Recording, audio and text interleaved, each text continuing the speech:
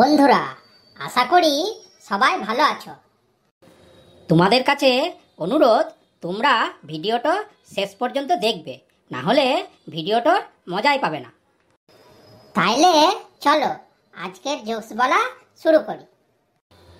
পাড়ায় রতনদার বাড়িতে চুরি হয়েছে, তো রতনদা তো থানায় ফোন করেছে। হ্যালো, এটা কি থানা? হ্যাঁ বলুন। আমার বাড়িতে না কালকে চুরি হয়েছে। হাউ? রতনদাও সঙ্গে সঙ্গে ইংরাজি জানে এমন একটা ভাব দেখায় বলল, কাটিং দা বাঁশের বেড়া, ঢুকিং দা চোর, লাইং দা জিনিসপত্র, গোয়িং ফ্রম দা ডোর। সঙ্গে সঙ্গে পুলিশ বলল, হোয়াট ইজ বাঁশের বেড়া? বাঁশের বেড়া ইজ দা খাড়া খাড়া, তার মধ্যে পেরেক মারা। দুটো মাতাল রাস্তা দিয়ে যেছিল, হঠাৎ বৃষ্টি শুরু হলো। বৃষ্টি শুরু হতেই প্রথম মাতালটো বলল, ভাই মনে হচ্ছে আকাশটা ফুটো হয়ে গেছে, চল কোনো ছাউনির নিচে যাই।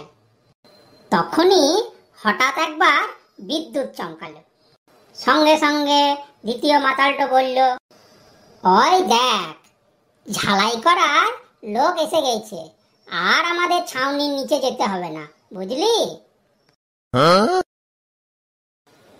একবার ফ্ল্যাটের দরজায় একটা ছোট ছেলে কলিং বেল বাজানোর চেষ্টা করছিল, কিন্তু নাগাল পেছে না। এই দেখে এক ভদ্রলোক তাড়াতাড়ি এসে বেলটো বাজান দিয়ে জিজ্ঞেস করলো, আর একবার বাজাবো? সঙ্গে সঙ্গে ছেলেটা বলল, আমি কি জানি, আমি তো পালাবো, আপনি বুঝুন কি করবেন। এক জায়গায় জুয়া খেলা হচ্ছিল, তখন সেইখানে হঠাৎ পুলিশ এলো। পুলিশকে দেখেই একজন জুয়ারি দৌড়ে গিয়ে পুলিশের গাড়িতে বসে পড়ল। সঙ্গে সঙ্গে পুলিশ জিজ্ঞাসা করলো, কি রে, তুই নিজে থেকেই এসে বসে পড়লি? এইবার জুয়ারিটা বলল, না স্যার, মানে আগের বারও আমি ধরা পড়েছিলাম, কিন্তু সেইবার ভ্যানে বসার কোনো সিটই পাই নাই, আমাকে সারাটো রাস্তা দাঁড়ায় দাঁড়ায় যেতে হয়েছিল, তাই এইবার আর কোনো রিস্ক নিলাম না।